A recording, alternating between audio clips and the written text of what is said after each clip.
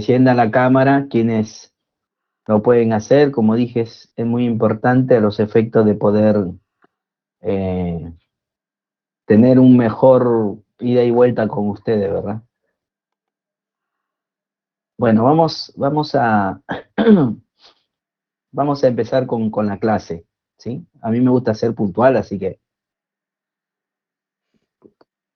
en la clase de hoy vamos a abordar un tema que es el de los caracteres o las características que tienen estos derechos que estamos estudiando. Me refiero a los derechos humanos, ¿no? Espérenme un segundito.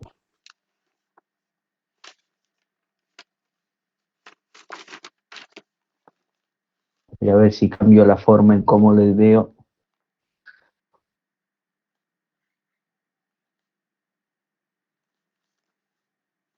Ahí creo que estoy mejor, me siento más cómodo.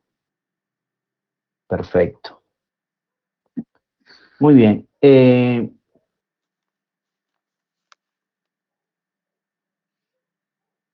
Tengo que admitir a alguien. Bueno, muy bien. Ahí se me escucha y se me ve bien, ¿verdad? Sí, sí, se escucha bien. Sí, sí. Bueno, en cualquier cosa me lo hacen saber, por favor. Bueno, como les decía, en la clase de hoy lo que vamos a ver es ¿saben lo molesto que es cuando uno está dando clase y están llamando para admitir? Por eso les pido por favor que traten de ser puntuales con el ingreso. Como les decía, vamos a ver hoy un tema que tiene que ver con cuáles son los caracteres que tienen estos derechos a los que denominamos derechos humanos, ¿verdad? Ese es el tema de hoy. En la clase pasada vimos una conceptualización de lo que son los derechos humanos. Básicamente lo que dijimos en términos muy generales, ¿verdad? Es que los derechos humanos son derechos básicos que tienen todas las personas, son mínimos, que encuentran su fundamento en la dignidad humana, que se hacen valer frente al Estado. Esa parte es muy importante, ¿verdad? Es decir, que va a ser el Estado a quien se va a reclamar, que digamos que respeten y garanticen este tipo de derechos. Y también dijimos que estos derechos entonces constituyen, repito, mínimos indispensables para que las personas puedan realizar un proyecto de vida, pero no cualquier proyecto de vida, sino un proyecto de vida en dignidad, ¿no? Como corresponde. Entonces, en ese sentido,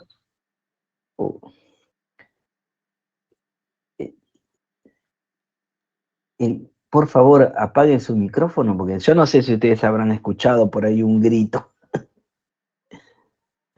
Apaguen su micrófono, sí. El que quiere hablar lo puede hacer naturalmente, bienvenido sea, yo siempre aliento a eso, pero si no, apaguen su micrófono. Estoy escuchando gritos, conversaciones.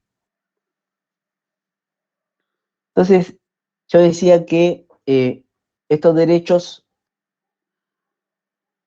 que constituyen mínimos indispensables, que los tienen todas las personas y que se hacen valer frente al Estado, que el Estado, a través de sus tres poderes, ejecutivo, legislativo, judicial, se obliga a respetar y garantizar, tienen determinadas características que no poseen otro tipo de derechos, ¿no?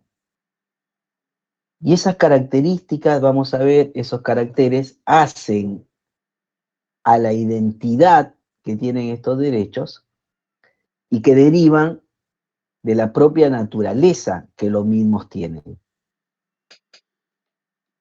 Estos derechos, a los que denominamos derechos humanos, se caracterizan básicamente por ser inherentes, ¿sí? Son inherentes a las personas, se dice. Por ser universales,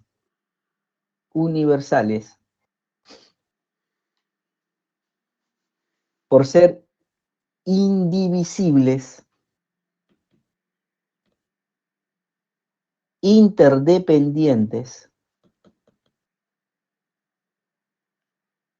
irrenunciables.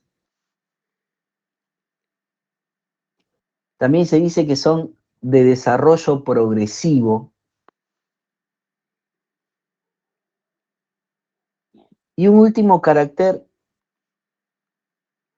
que a mi juicio en los últimos tiempos se está tomando como una gravitación muy significativa, es que los derechos humanos no se plebiscitan. No se plebiscitan. Y después explicaré por qué, ¿no?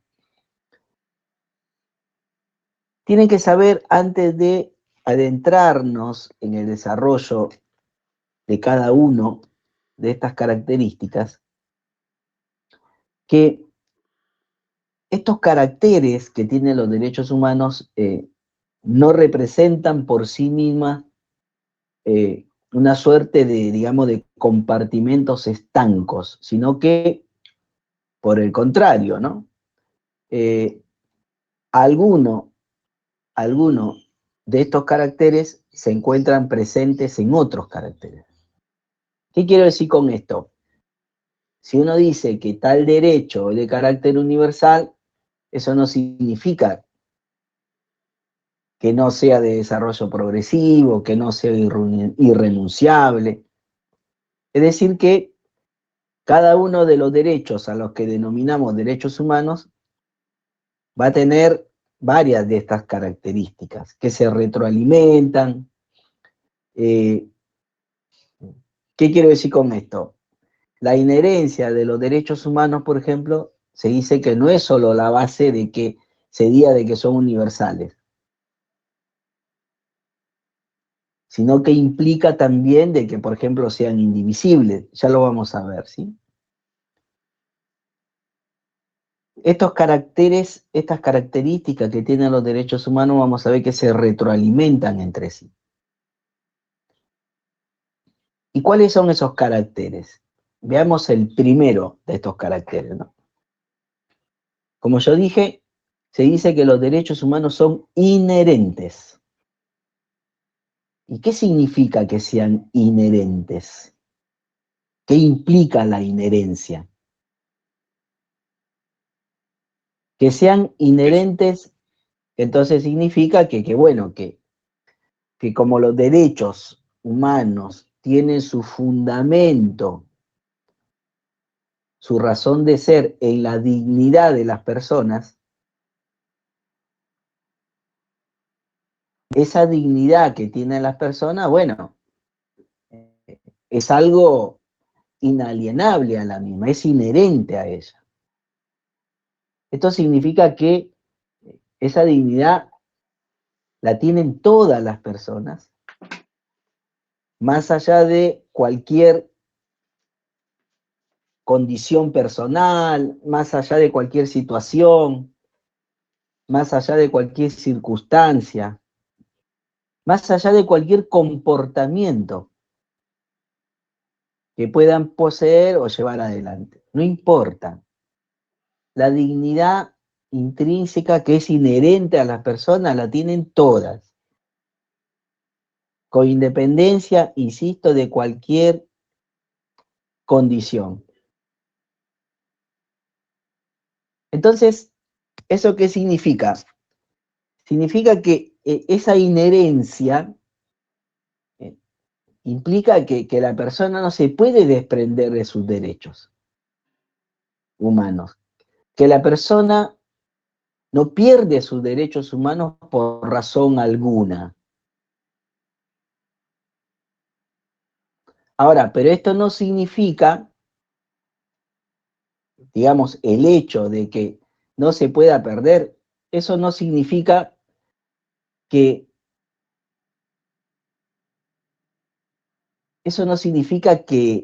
el Estado pueda sí reglamentar de manera legítima el ejercicio de determinados derechos en determinadas circunstancias.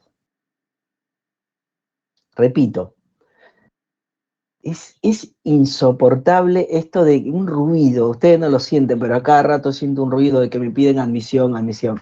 Mire, yo, en serio, yo lo voy a programar de tal manera para que, y 10, yo ya no admito a nadie.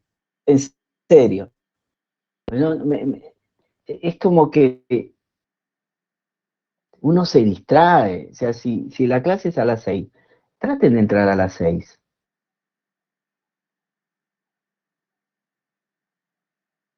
Aviso, voy a programar esto para que, y 10, yo no admito a nadie. Y no, no se piense que soy un cascarrabia, en serio. Muy por el contrario. Tengo toda la predisposición, pero estoy seguro que si ustedes estuvieran en mi lugar, sentiría lo mismo. Es decir, uno no puede estar dando clase y a cada rato estar tocando para admitir, admitir, admitir, admitir, admitir. No corresponde. No corresponde. Entonces, lo que yo le decía es, porque uno se dispersa, en serio. Repito, ¿no? Repito. La inherencia implica entonces que la persona no se puede desprender de sus derechos, ¿no? Por razón alguna. Pero que las personas no se puedan desprender de sus derechos por razón alguna, no implica, a su vez, de que el Estado no pueda limitar, no pueda restringir, no pueda reglamentar el ejercicio de esos derechos en determinadas circunstancias. Entonces, el Estado sí puede limitar, restringir el ejercicio de derechos y por otro lado, lo que puede hacer también es suspender el ejercicio o disfrute temporal de alguno de estos derechos. En el primer caso,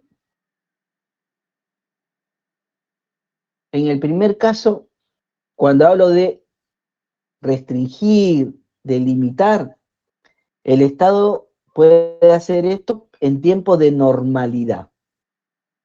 Es decir, ¿no? En tiempos, como se dice, normales. Y por otro lado, el Estado lo que puede hacer es suspender el ejercicio de derechos en situaciones excepcionales, de anormalidad. Y ahora lo voy a explicar. Ahora, pero más allá de que el Estado pueda restringir o pueda suspender el ejercicio, lo que sí tienen que saber también ustedes es que existen determinados derechos que conforman lo que se denomina el núcleo duro de derechos humanos, que el Estado no puede ni limitar ni suspender bajo ninguna circunstancia. ¿Cuál se les ocurre que es uno de estos derechos que el Estado no puede ni limitar ni suspender? El derecho a la vida. El derecho a la vida. Perfecto, claro. Y el Estado no puede limitarte un poquito el derecho a la vida, ¿no? Suspenderte un poquito el derecho a la vida. No, es absoluto ahí. Entonces, por ejemplo, el derecho a la vida es un derecho que no se puede ni limitar ni suspender. ¿Qué otro derecho? La salud. Lamentablemente no. El derecho a la integridad personal.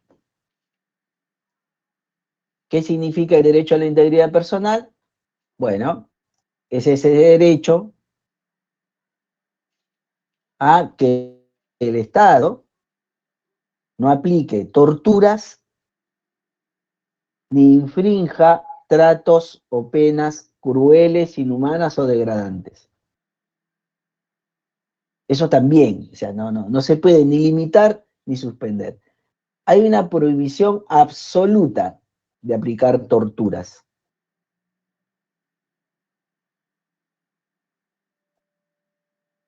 ¿Qué otros derechos? Son muy pocos, ¿eh? Está, por ejemplo, el derecho que tienen todas las personas a profesar su credo religioso, ¿no? A profesar su religión. Ese es un derecho que también no se puede ni limitar ni suspender. ¿Qué otro derecho? El derecho a las garantías judiciales. Ese también es un derecho que no se puede ni limitar ni suspender, porque, y claro, si no uno se queda sin garantía, entonces no se admite. Pero son muy pocos los derechos que no admiten ni limitación ni suspensión.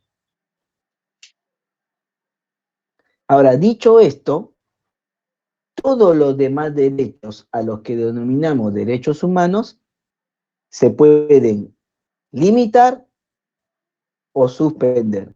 Como dije, se pueden limitar o lo que es lo mismo, restringir en tiempos normales. ¿Cuáles, por ejemplo? Y el Estado puede limitar, por ejemplo, el derecho a la libertad personal. O sea, el derecho a la libertad personal es un derecho humano que tienen las personas, ¿no? Bueno, este derecho a la libertad personal, el Estado lo puede limitar en tiempo de normalidad. ¿Y cómo se limita? ¿Qué implica que el Estado lo pueda limitar? Y que el Estado pueda, por ejemplo, privar de la libertad a una persona.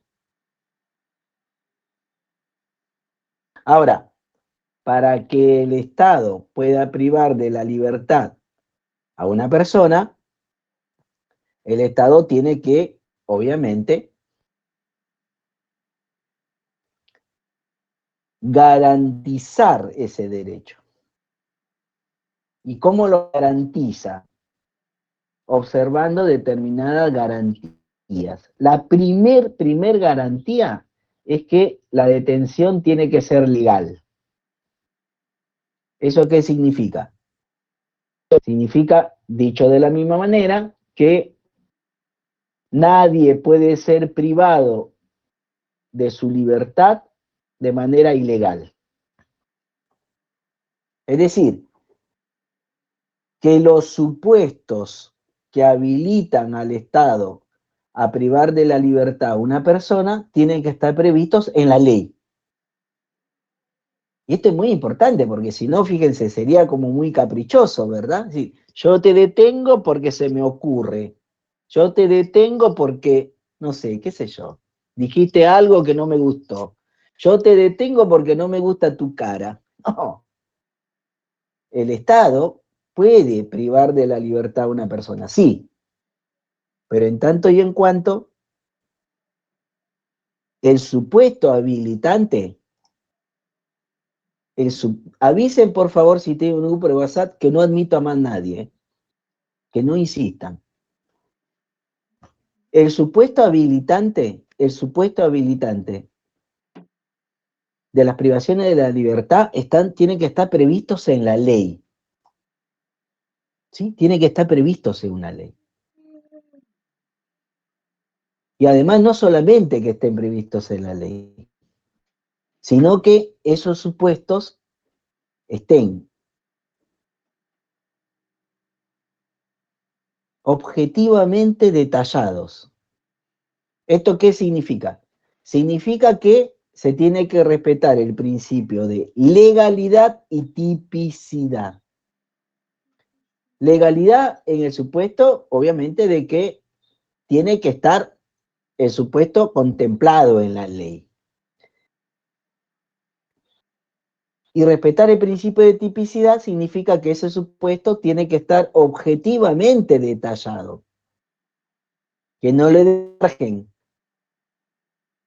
a la agente estatal para subjetividades, para pensar que puede privar porque le parece. No, no, no, no.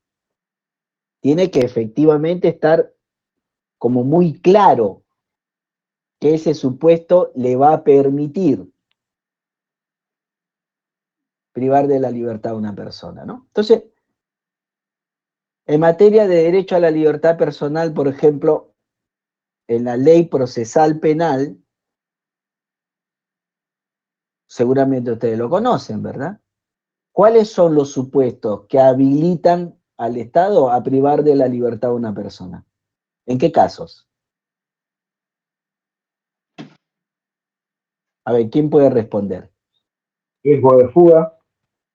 Peligro de fuga, cuando hay fuga, o sea, el Estado detiene a una persona, qué sé yo, lo está llevando o está en una comisaría, a veces pasa, ¿no? Se fuga. Bueno, Entorpecimiento de la investigación. eso es para prisión preventiva. Y bueno, lo está limitando. Claro, pero eso es otro supuesto. ¿Cuándo el Estado puede privar de la libertad a una persona? ¿Perdón? Cuando se compruebe la comisión de un delito. Eso ya más parece una etapa de juicio.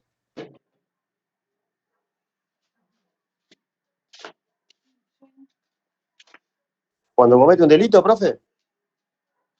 Claro, pero bueno, ¿y qué significa cuando comete un delito? Cuando está infringiendo Cuando hay la una ley, acción. profe, cuando está cometiendo un acto que esté descrito en la ley. Bueno, a ver, la ley procesal, el Código de Procedimiento Penal de la Provincia de Buenos Aires dice que la regla es la libertad, ¿no? O sea, todas las personas tienen derecho a la libertad personal, pero este derecho se puede limitar. ¿Y eso qué significa? Que el Estado puede privarle de la libertad a una persona, ¿cuándo? Primero, hay una orden judicial, de autoridad judicial competente y fundada, en donde un juez, una jueza, ordena la detención de tal persona, ¿no? Y además tiene que fundar, es decir, tiene que explicitar cuáles son los motivos por el cual está privando de la libertad a una persona. Tiene que explicar. Sí. ¿Es cuando hay una acción legalmente tipificada o no? No, no, no. Por eso yo les digo. Es decir, ustedes saben que me ganaron por cansancio. Lo voy a admitir a sus compañeros. Me ganaron por cansancio. Porque si no, no, en serio, no puedo seguir la hilación. Yo lo que le digo es.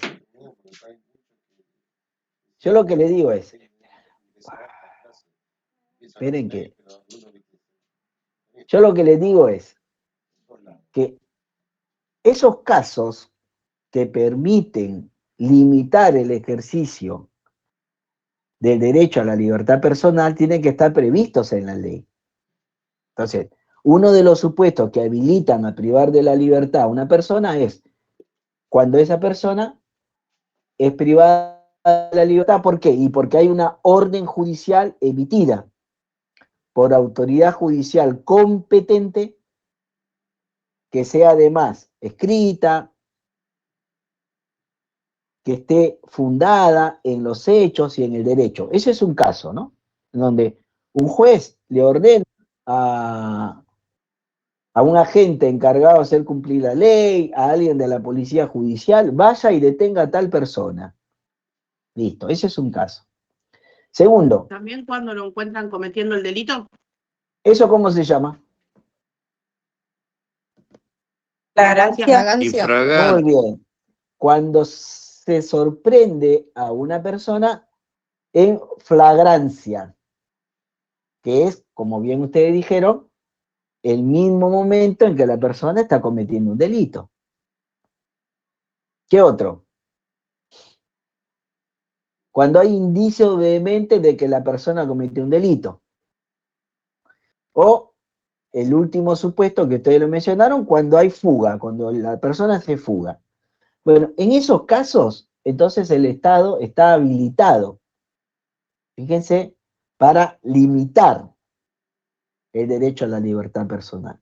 Puede privar a las personas de su derecho a la libertad personal. Entonces, el derecho a la libertad personal no es absoluto. El derecho a la libertad personal es un derecho humano que el Estado puede limitar, pero lo tiene que hacer mediante una ley. Ahora, no mediante cualquier expresión que se denomine ley, sino que se tiene que tratar de una ley que reúna estas condiciones. Primero, se tiene que tratar de una norma jurídica de alcance general. Norma jurídica de alcance general. Segundo, que esté ceñida al bien común. ¿Sí? Tercera condición, que haya sido sancionada por el órgano legislativo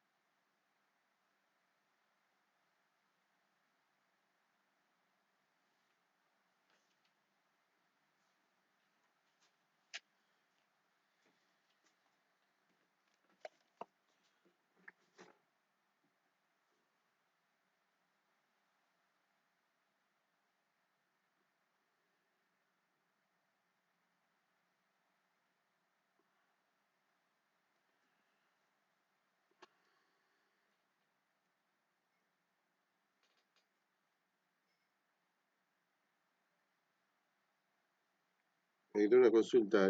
Se dejó de escuchar al profesor. ¿A vos te pasa lo mismo? ¿A mí solo se me cortó o a todos? Le No, a mí cortó también. a todos, me A parece. todos se ve que se cortó. Se corta. Sí, a todos. A todos. Se ve que se le cortó la luz al profe, me parece. No, lo que hace solo. Claro, pero fue solo el profe. Por admitir a tanta gente.